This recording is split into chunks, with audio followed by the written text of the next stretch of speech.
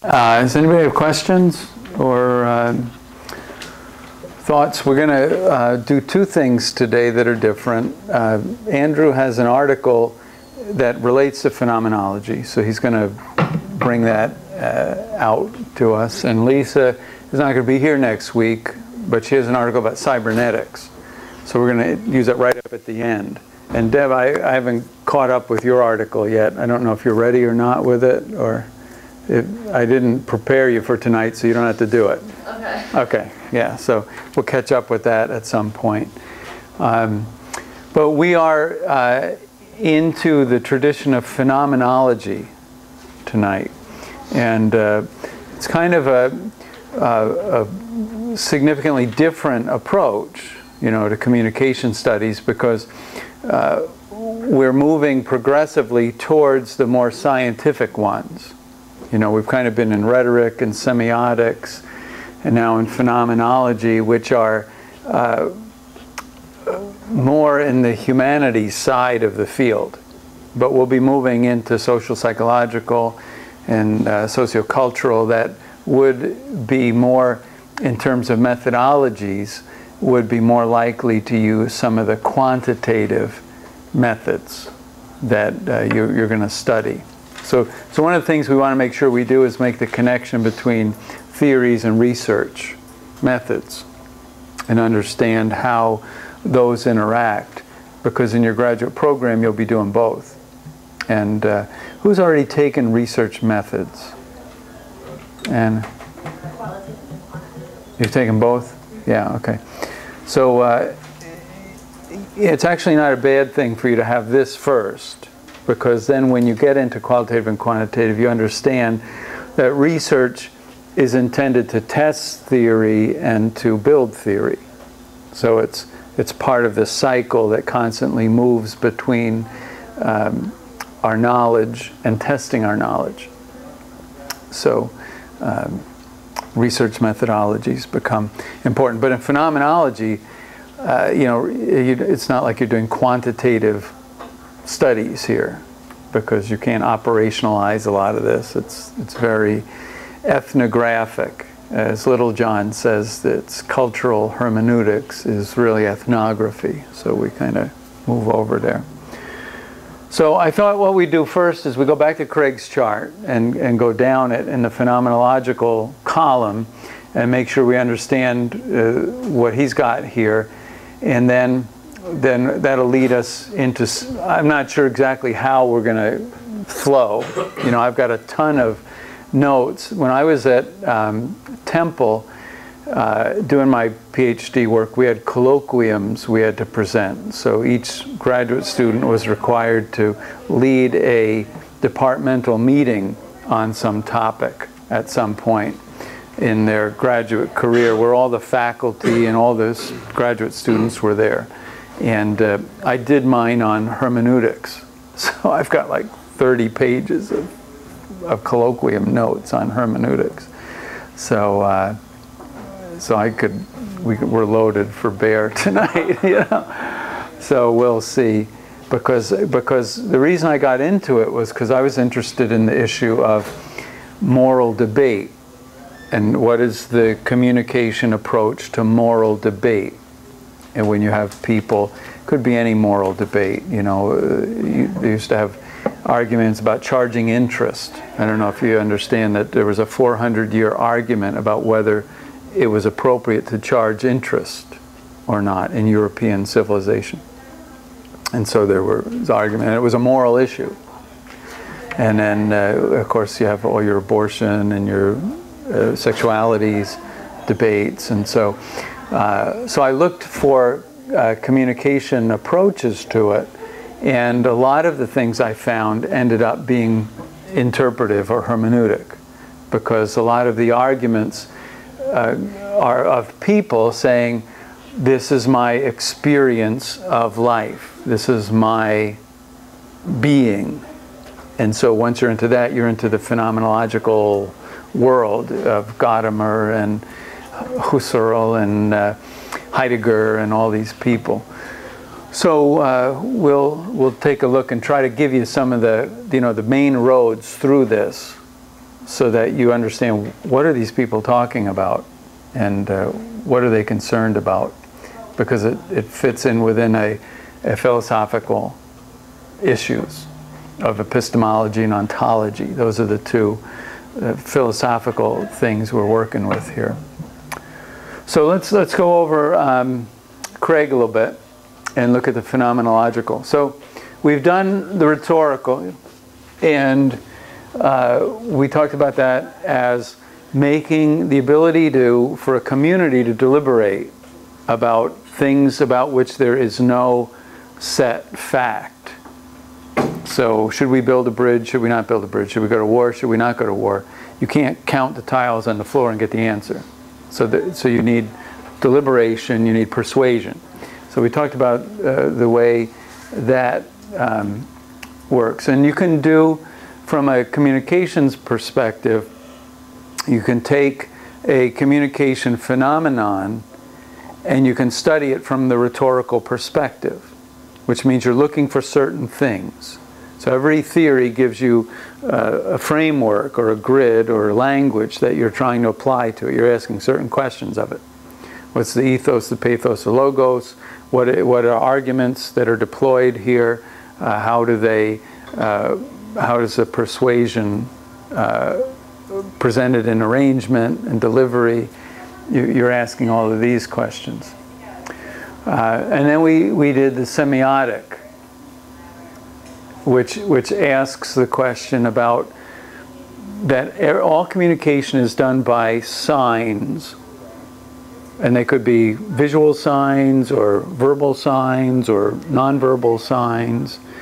But what can we know about symbol systems in abstract and how they're used?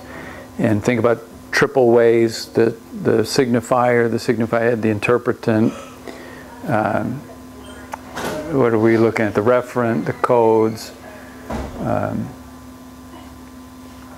And now we come to the phenomenological, which is really a reaction against the rise of scientific analysis of human life. So part of what you need to understand about phenomenology is that it is a Gadamer, talks about this in Truth and Method, that we're living in Gadamer's time and other people's times. We were living into a time when scientific rationality was encroaching, Habermas's language, was colonizing everything. It was taking over everything. Everything would be done scientifically, analyzed scientifically. Humans were behavioral machines, stimulus and response, and there were people who said, wait a minute, no. The human, maybe you can take science to do biology and chemistry, but you can't take that scientific rationality and do humans. There's something beyond the scientific about humans and human reason and human existence.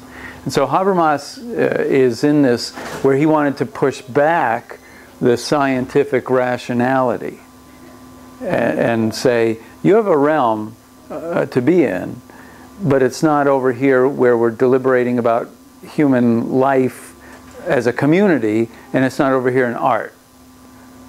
It's over here in how do we build bridges and how do we cure diseases and stuff like that. So don't encroach on everything.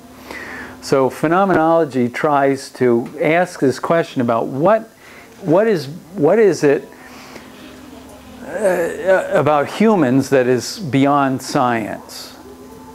And so this gets into the question of ontology or being. What does it mean to exist? And so these are odd questions, if you're a scientifically inclined person, you're like, this is ridiculous, But these are questions that get asked, and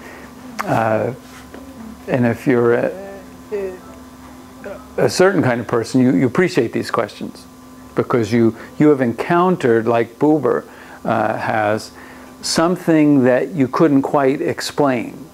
A lot of Buber is about these experiences of somehow connecting with something and feeling that connection, but not being able to explain what went on or how it happened. Yeah, that thing, the description of his dream at the beginning of his novel is stunning in a weird way. I mean, I kept feeling like I was recognizing some echo of it. Yeah. But what struck me was that he was able to follow the thread for as long as he did, because, you know, if I were to start writing one of my dreams, it would, you know, devolve pretty quickly, you know. And yet he kind of manages to... Yeah, and at the root of his dream is this concept of that apart from relationship, we die. You know, that we must live by having response. At least that's what I took from it. And that we are part of that response, and it's all connected. So he's very much about the dialogue question. Did you have a different take on his dream? It felt to me like it was about getting out of your own way in order to encounter. Right. Well, that would be very much in the issue of dialogue, and the ability to get beyond the desire to argue your perspective and to set that aside to receive the perspective of another. So we'll talk about the dialogue issue versus debate versus discussion. There are distinct types of communication that are considered here, and phenomenology. So phenomenology is asking the question about how do we come into connection with the other. Now, if you ask a semiotician how we do that, they'd say we create signs and we use those signs. And if you ask a rhetorician, how do we come into contact with others, they would say it's around our interests, that we have to decide things together. We live in community, so we have to deliberate together. So we are in contact around deliberation about issues. Semiotician, we are in contact with each other around the creation of signs. And a phenomenologist wants to say there's still something beyond all that that can happen even without signs. You know, Buber makes this big point of this, that sometimes there's no words, sometimes there's just, you feel this. You know, so what is it to exist as a human being? And so I wrote some other things over here. You know, I think this helps to think about what's going on. A phenomenologist starts at this point saying, I exist. I experience myself, because it's about experience, you know, experience. So I experience myself as existing.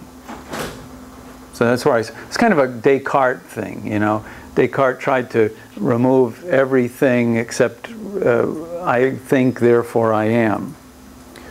You know, so the phenomenologist wants to get down to the core, the root, the base things. He says, okay, I exist. Let's start from that. I exist.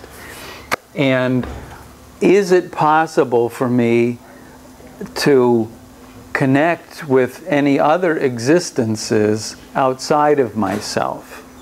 This is what Husserl's solipsism is all about. I mean, that was kind of a weird article to read. I don't know how you experienced that article, what your phenomenological encounter with Husserl was, but it's just difficult. But he's getting at this issue of, is there something besides me in the world? Or is there only me? And how do I come into contact with another if all I have is my experience? So it's all me. My experience, my senses, my stream of consciousness. Where's the other in that? And there's a little bit of Kantian thought in this. You know, because Kant, we mentioned this before about the noumenal and the phenomenal world. The noumenal world is the reality that exists, and the phenomenal world is phenomena is what we can connect with through our, how did he say it again? Well, through our capabilities. That we have certain capabilities, and we can only perceive what we can perceive, and there are things beyond what we're able to perceive. And all of our knowledge is shaped by these structures of perception that we have.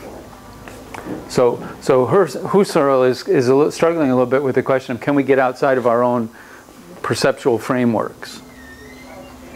And if that becomes very important for us, because that's the only way we're going to get out of ourselves. You know, that's the only way we can encounter the other, so experience another. So that becomes an issue. Maybe, you know, practically, you know, we get up and we talk to people, so we're like, what's the problem, you know?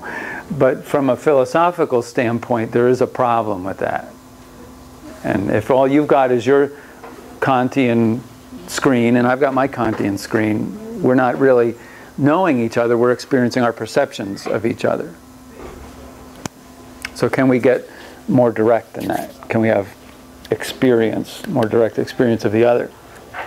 And the answer to that would be through dialogue, or this back and forth that constantly changes us and changes the other and pushes things aside till we come to understand. In my framework, now I've understood you. We've come to that point. So I'm aware of my being, and I hyphenated it in a true deconstructionist way. Deconstructionists love to hyphenate words to show that they mean something. So if I said being, you might not catch the fact that that is a participle of to exist. That I am existing. I be, you know. If you're in Newark, I be. Yeah, I gotta study that one. Yeah, I be. And so I'm aware of my being. And the question that Gadamer will get at is, how are you conscious of your being? How do you think about your being? And Gadamer's answer is, well, you think about it in language. And you didn't create that language. So you are constituted by your being. Awareness of being is constituted by the language you have. And that language is a human creation, and it is filled with biases and prejudices. So you are prejudice. Gadamer will say it this way: you are prejudice. You're not prejudiced, you just are prejudice. Because that's how you exist in language, your consciousness of it. So I'm aware of my being. I encounter other beings who are existing. And a lot of this is Heideggerian language. Martin Heidegger, who studied the question of being, and Derrida talked about language and writing as the trace of being. It's like if a boat passes by and there's a wake, you know, there's ripples in the water. And Derrida will say, well, writing and language is the wake that tells us that some beingness passed by. But there was something that existed, you know, so that's the way he thinks about it. I don't know. If I lived through World War II, I might think the same way. I don't know. Derrida was in the French underground, I believe, for many years. He was a very bitter and cynical guy, very angry guy. So anyway, so Derrida. So I encounter other beings. So what do I do? Am I threatened by other beings? Do I try to make them like my being? Do I try to impose my being on them?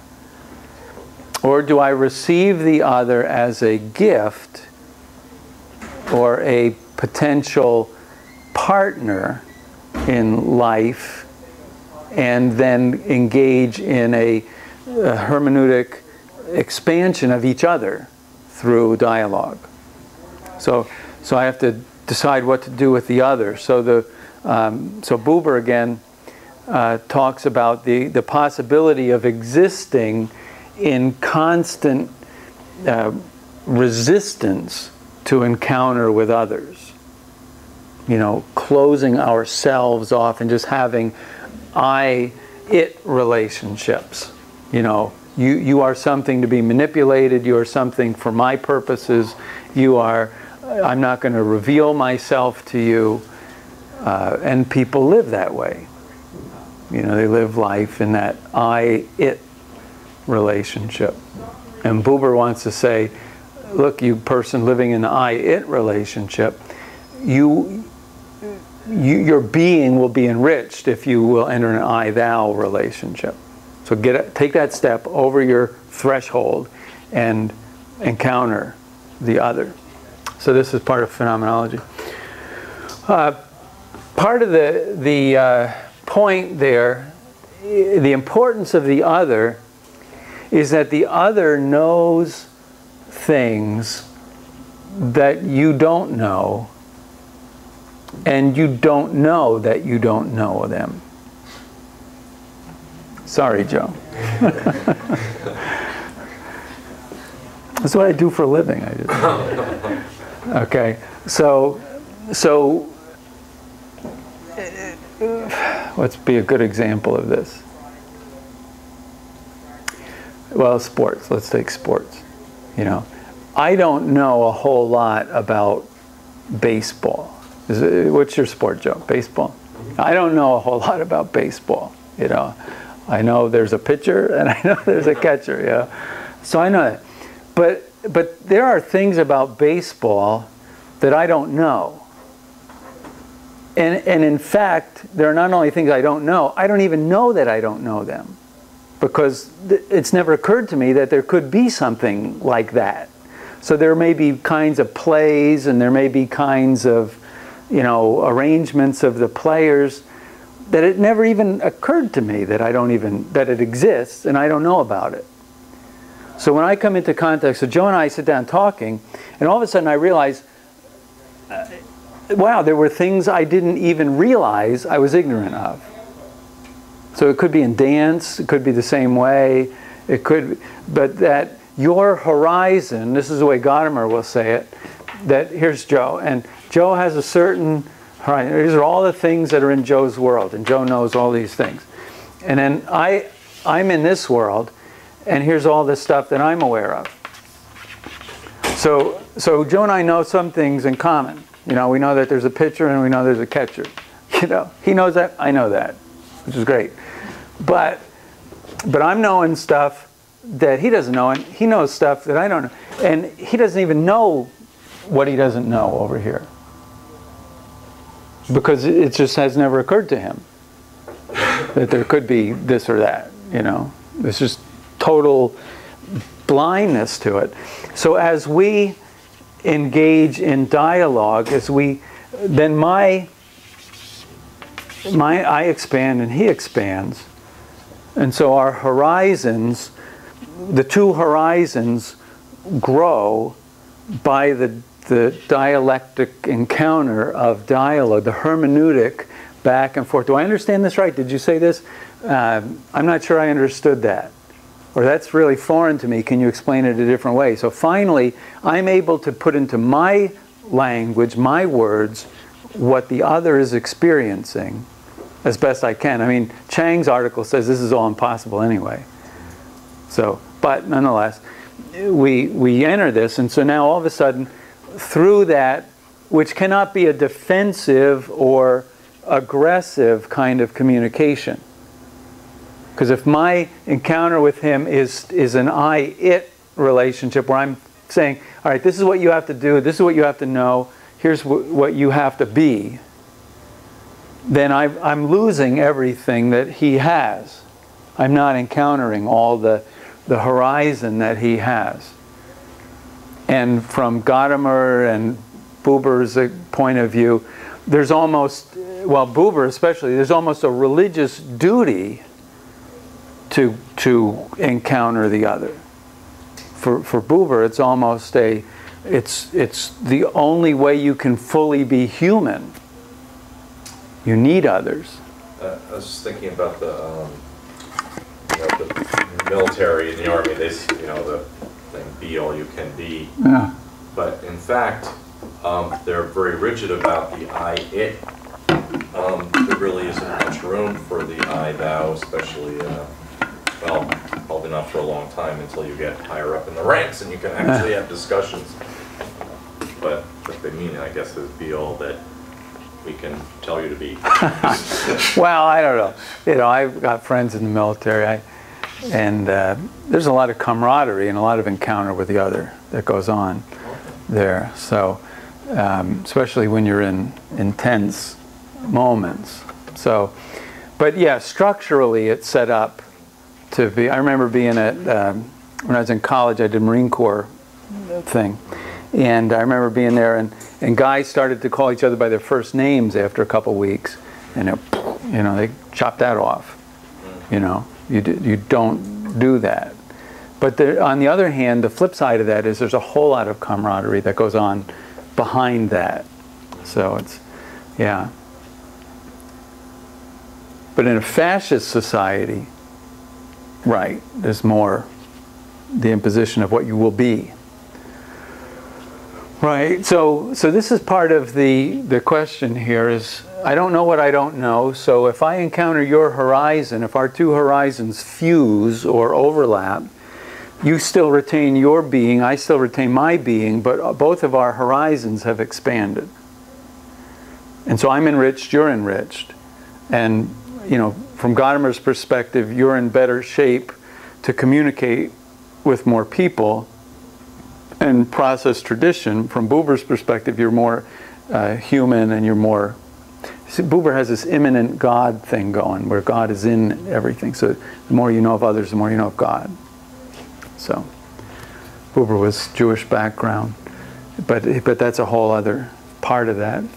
So the two horizons, and so it's in this back and forth dialectic through, this is sometimes looked at through the middle, or you could look at lectio as speaking, or dialogue, logos, word is really more clear. It's across, words that go across. Now, you can change this dialectic simply into a hermeneutic circle, just if you use curved lines or straight lines. But the hermeneutic circle is the idea of going back and forth, again and again, testing your understanding, receiving some response, testing your understanding, receiving some response. So this is why Rogerian therapy, I don't know, we read the Carl Rogers thing.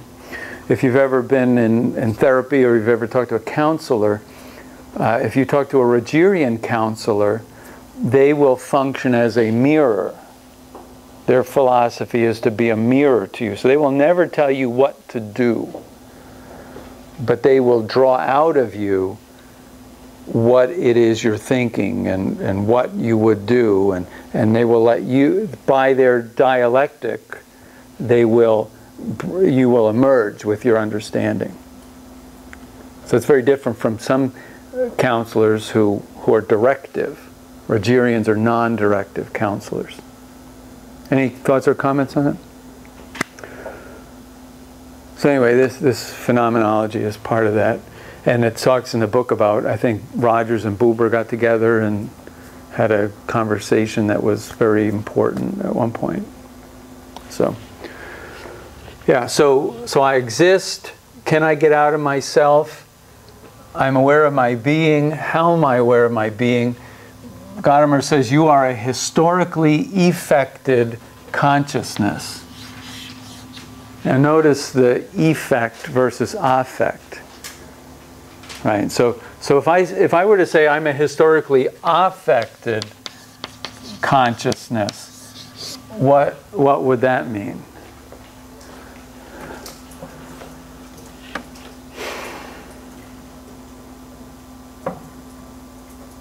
It's the difference between affect and effect. You're influenced by culture? Right. So I exist, and then culture influences me, and history influences me.